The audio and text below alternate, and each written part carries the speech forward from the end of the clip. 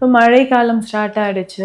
அடிக்கடி காய்ச்சல், தலைவலி, இருமல் வந்துக்கிட்டே இருக்குங்க. Respiratory tract infection. ஸோ இதை எப்படி நம்ம சரி செய்யலாம்? கொஞ்சமாக நமக்கு கிளைமேட் சேஞ்ச் ஆனாலே அடிக்கடி காய்ச்சல் வரக்கூடிய நபர்கள் இருக்காங்க. அதுவும் குழந்தைகள் சிவியராக இருக்கும். நிறைய பேருக்கு பார்த்தோம்னா இதில் முக்கியமாக இந்த கிளைமேட் சேஞ்ச் ஆகும்போது மழைக்காலம் வரும்போது அதிகமான சுவாச பிரச்சனைகளால் அவதிப்படுறவங்க நிறைய பேர் இருக்கு. காய்ச்சல், தலைவலி, சளி, இருமல்னாவே ஒரு கஷாயத்தை வச்சு நம்ம குடிப்போம் இல்லைங்களா? அந்த காலத்துல இருந்தே இந்த கஷாயம் அப்படின்னாவே காய்ச்சலுக்கு இந்த கஷாயம் குடிச்சேங்க, இருமல் சளிக்கு இதெல்லாம் நான் குடித்தேன் அப்படின்னு சொல்லுவாங்க. ஸோ ஈஸியாக நம்ம வீட்லேயே ரெடி பண்ணக்கூடிய கஷாய முறை. இதற்கு அடுத்ததாக அடிக்கடி சளி, காய்ச்சல் வருது அப்படின்னா ரெகுலராக இந்த மெடிசனை நம்ம ஃபாலோ பண்ணிட்டு வந்தோம்னா இந்த சளி, காய்ச்சல்லாம் நமக்கு வராமல் இருக்கும். அப்படின்னா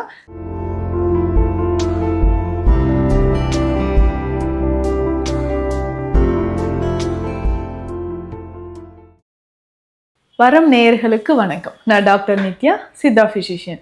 இப்போ மழைக்காலம் ஸ்டார்ட் ஆகிடுச்சு. அடிக்கடி காய்ச்சல், தலைவலி, இருமல் வந்துக்கிட்டே இருக்குங்க. Respiratory tract infection. ஸோ இதை எப்படி நம்ம சரி செய்யலாம்? கொஞ்சமாக நமக்கு கிளைமேட் சேஞ்ச் ஆனாலே அடிக்கடி காய்ச்சல் வரக்கூடிய நபர்கள் இருக்காங்க. அதுவும் குழந்தைகளுக்கு. ஸோ கோல்டு சிவியராக இருக்கும். நிறைய பேருக்கு பார்த்தோம்னா இதில் முக்கியமாக இந்த கிளைமேட் சேஞ்ச் ஆகும்போது மழைக்காலம் வரும்போது அதிகமான சுவாச பிரச்சனைகளால் அவதிப்படுறவங்க நிறைய பேர் இருக்காங்க. இந்த சுவாச பிரச்சனைகளால் அவதிப்படுறவங்க ஒரு 2-3 நாட்களில் என்ன ஆகும்னா உடலில் காய்ச்சல் ஏற்படவும் வாய்ப்புகள் இருக்குது. ஸோ இந்த காய்ச்சலை நம்ம எப்படி சரி செய்யலாம்? உடல் காய்ச்சலை சரி செய்கிறதுக்கு என்னென்ன வழிமுறைகளை நம்ம ஃபாலோ பண்ண போகிறோம்? ரொம்ப பேசிக்காக காய்ச்சல், தலைவலி, சளி, இருமல்னாவே ஒரு கஷாயத்தை வச்சு நம்ம குடிப்போம் இல்லைங்களா?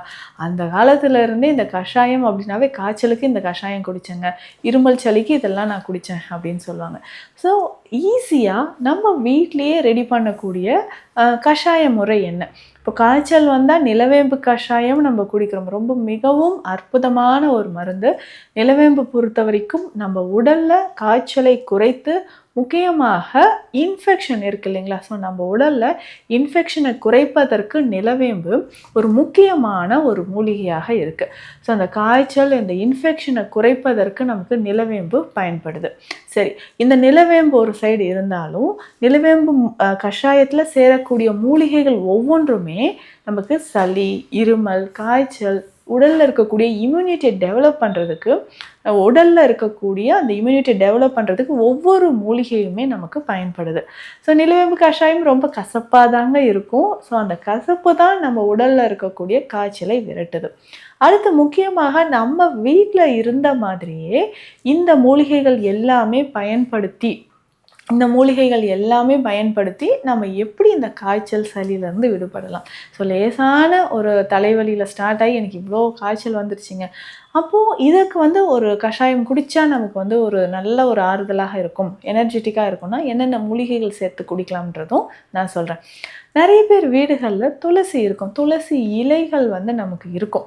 ஸோ இருந்தால் அதை பயன்படுத்தலாம். அப்படி இல்லைன்னா துளசி விதை இருக்கு இல்லைங்களா, இதை நம்ம பயன்படுத்திக்கலாம். துளசி விதையை நம்ம பயன்படுத்தும் பொழுது நம்ம உடலில் இருக்கக்கூடிய காய்ச்சல் நமக்கு குறைய ஆரம்பிக்கும். ஸோ காய்ச்சலுக்கு இந்த துளசி மற்றும் ரெஸ்பிரேட்டரி ட்ராக்ட் இன்ஃபெக்ஷன் இருக்குன்னா அதை குறைக்கிறதுக்கும் துளசி பயன்படுது. துளசி விதையை நம்ம எடுத்து வச்சுக்கணும். ஒரு 100 கிராம் அளவுக்கு துளசி விதைகள் நல்லா சின்ன சின்னதாக கடுகு மாதிரியே இருக்கும், சின்னதாக இருக்கும். ஸோ இது ஒரு 100 கிராம் அளவுக்கு நம்ம எடுத்து வச்சுக்கணும். ஸோ இதனோட சேர்க்கக்கூடிய மூலிகைகள் என்னென்ன அப்படின்றத பார்க்கலாம். 50 கிராம் அளவுக்கு சுக்கு வேணும்.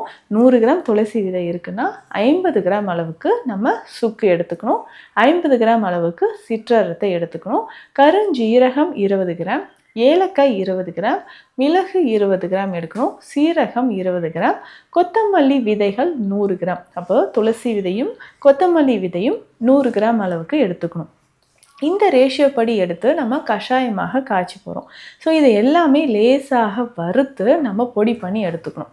ஸோ லேசாக வறுத்து பொடி பண்ணி எடுத்துட்டு இதை வந்து ஒரு அரை ஸ்பூன் அளவுக்கு போட்டு நல்லா கஷாயமாக கொதிக்க வைக்கணும். ஸோ கொதிக்க வச்சு வடிகட்டி இதை பயன்படுத்தும் போது நம்ம உடலில் நிறைய மாற்றங்கள் நடக்க ஆரம்பிக்கும்.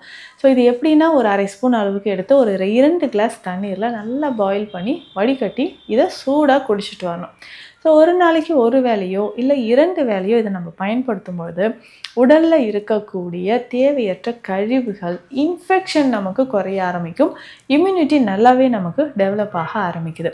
ஸோ இந்த கஷாயத்தை ரெகுலராக வாரம் ஒரு 2 நாளோ இல்லை தொடர்ந்து 5 நாட்களோ நம்ம வந்து குடிச்சிட்டு வரலாம். ஒரு நாளைக்கு ஒரு முறை. ஸோ இப்படி குடிக்கும்பொழுது நம்ம உடலில் இருக்கக்கூடிய இன்ஃபெக்ஷன் நமக்கு படிப்படியாக குறைய ஆரம்பிக்கும். ஸோ தொடர்ந்து இதை நம்ம வந்து ஃபாலோ பண்ணிக்கிட்டே வந்தோம்னா respiratory tract infection, urinary tract infection இது எல்லாமே நமக்கு குறைய ஆரம்பிக்குது. ஸோ ஒரு சிலருக்கு காய்ச்சல் இருந்தால் என்ன ஆகுனா யூரினரி ட்ராக் இன்ஃபெக்ஷனும் ஏற்பட்டுரும். ஸோ இதை குறைக்கிறதுக்கு நம்ம உடலில் எந்த வகையான கிருமி தொற்று இருந்தாலும் அதை சரி செய்கிறதுக்கு நமக்கு இது பயன்படுது அப்படின்னு சொல்லலாம். இதற்கு அடுத்ததாக அடிக்கடி சளி காய்ச்சல் வருது அப்படின்னா ரெகுலராக இந்த மெடிசனை நம்ம ஃபாலோ பண்ணிட்டு வந்தோம்னா இந்த சளி காய்ச்சல்லாம் நமக்கு வராமல் இருக்கும். அப்படின்னா தாலிசப்பத்திரி சூரணம். இந்த தாலிசப்பத்திரி சூரணம் நம்ம பயன்படுத்தும் பொழுது நம்ம உடலில் ஆற்றல் அதிகரிக்க ஆரம்பிக்கும். முக்கியமாக இம்யூனிட்டி. ஸோ இம்யூனிட்டி டெவலப் ஆகிறதுக்கு நமக்கு இந்த தாலிசப்பத்திரி சூரணம் மிக சிறந்த ஒரு மருந்தாக இருக்குது. ஸோ இந்த தாலிசப்பத்திரி சூரணத்தை நம்ம பயன்படுத்தும் பொழுது கொஞ்சம் கொஞ்சமாக உடலில் ஆற்றல் அதிகரிக்கும். இம்யூனிட்டி வந்து நமக்கு டெவலப் ஆகுது. இந்த தாலிசப்பத்திரி சூரணம் எப்படி பயன்படுத்தலாம் அப்படின்னா, அரை ஸ்பூன் அளவுக்கு எடுத்து வெந்நீரில் கலந்து காலை இரவு 2 வேளை நம்ம உணவு எடுத்த பிறகு சாப்பிடணும். குழந்தைகளுக்குன்னா இது தேனில் கலந்து கூட நாக்கில் தடவி விடலாம். ஒரு 3 சிட்டிகை அளவு எடுத்து தேனில் நல்லா கலந்து நாக்கில் தடவி விடலாம். ஸோ இந்த மாதிரி நம்ம பயன்படுத்தும் பொழுது உடலில் இருக்கக்கூடிய கழிவுகள், இம்யூனிட்டி நமக்கு டெவலப் ஆக ஆரம்பிக்கும். டக்குன்னு தும்மிக்கிட்டே இருக்காங்க, காலையில் எந்திரிச்சிலேருந்து தும்மல் வந்துக்கிட்டே இருக்குது அப்படின்னு சொல்கிறவங்களுக்குலாம் இந்த சூரணம் தாலிசப்பத்திரி சூரணத்தை பயன்படுத்தலாம். இதில் முக்கியமாக கற்பூராதி தைலம், கருநொச்சி தைலம், சுக்கு தைலம் இந்த தைலங்களை நம்ம பயன்படுத்தும் பொழுதும் உடலில் இருக்கக்கூடிய ஆற்றல் நமக்கு அதிகரிக்க ஆரம்பிக்குது. ஸோ உடல் ஆற்றல் அப்படின்னு சொல்லும்போது நம்ம உடல்லே இம்யூனிட்டி டெவலப் ஆகிறதுக்கு இந்த தைலங்களை பயன்படுத்தி வெந்நீரில் குளிச்சுட்டு வரணும். ஸோ வாரம் 2 முறை என்ன பண்ணணும்னா இதுக்கு மிக சிறந்தது. அடிக்கடி நமக்கு வந்து நுரையீரல் சம்மந்தப்பட்ட பிரச்சனைகள் இருக்குன்னா நொச்சி தைலத்தை பயன்படுத்தலாம். ஸோ நொச்சி தைலத்தை தலையில் நல்லா அப்ளை பண்ணிவிட்டு ஒரு அரை மணி நேரம் கழித்து நம்ம குளிச்சுட்டு வரணும். ஸோ நொச்சி தைலம் நம்ம தலையில் அப்ளை பண்ணிவிட்டு நல்லா ஒரு வெதுவெதுப்பான தண்ணீரில் குளிச்சுக்கிட்டே வரும்போது நம்ம உடலில் நடக்கக்கூடிய மாற்றம் அப்படின்னு பார்த்தோம்னா இன்ஃபெக்ஷன் குறைந்து நெஞ்சு பகுதியில் இருக்கக்கூடிய சளியும் நமக்கு குறைய ஆரம்பிக்கும். ஸோ குழந்தைகளுக்கெல்லாம் இரவு நேரத்தில் அடிக்கடி சளி இருக்குது, நெஞ்சு சளி இருக்குது, இருமல் இருந்துக்கிட்டே இருக்குது அப்படின்னு சொன்னீங்கன்னா கற்பூராதி தைலம் பயன்படுத்தலாம். லேசாக ஹீட் பண்ணிவிட்டு நெஞ்சு முதுகு பகுதியெலாம் இந்த தைலம் அப்ளை பண்ணிக்கிட்டே வரும்பொழுது இதில் வந்து வெற்றிலை. ஸோ வெற்றிலையும் நம்ம வந்து அந்த தைலம் தடவிய பிறகு நெஞ்சு பகுதியில் ஒட்டி வைக்கலாம். ஸோ வெற்றிலை இருக்குது அப்படின்னு சொல்கிறவங்க நெஞ்சு பகுதியில் ஒட்டி வைக்கலாம். அல்லது மஞ்சள். ஸோ இந்த தைலம் கற்பூராதி தைலம் நல்லா அப்ளை பண்ணிவிட்டு மஞ்சள் வந்து லைட்டாக குழச்சி முதுகு பகுதியில் நம்ம தடவிக்கிட்டே வரலாம். ஸோ இரவு தூங்கும்பொழுது நம்ம இதை ஃபாலோ பண்ணிகிட்டே வந்தோம்னா காலையில் அடிக்கடி அடுக்குத்தும்மல் வருது இல்லைங்களா, இது வந்து நமக்கு குறைய ஆரம்பிக்கும். ஸோ காலையில் எழுந்திரிச்சோடனே எனக்கு வந்து அடுக்கடுக்காக தும்மல் வருதுங்க, சைனசைட்டிஸ் பிரச்சனை இருக்குங்க அப்படின்னு சொல்கிறவங்களுக்கு இந்த கற்பூராதி தைலம் நல்லா அப்ளை பண்ணிவிட்டு மேலே கொஞ்சம் மஞ்சள் பொடியும் நம்ம தடவி விட்டுட்டோம்னா காலையில் ரொம்ப ஃப்ரெஷ்ஷாக இருப்பாங்க. வெந்நீரில் குளிச்சுட்டு வரணும். ஸோ இந்த பதிவில் நான் சொல்லியிருக்கக்கூடிய விஷயங்கள், கஷாய மருந்துகள் எல்லாமே அடிக்கடி காய்ச்சல், சளி, இருமல் இருந்தால் நம்ம பயன்படுத்தலாம். உங்களுக்கு சித்த மருத்துவ ஆலோசனைகள் தேவைப்பட்டால் ஸ்க்ரீனில் இருக்கிற நம்பருக்கு காண்டாக்ட் பண்ணுங்கள். நன்றி.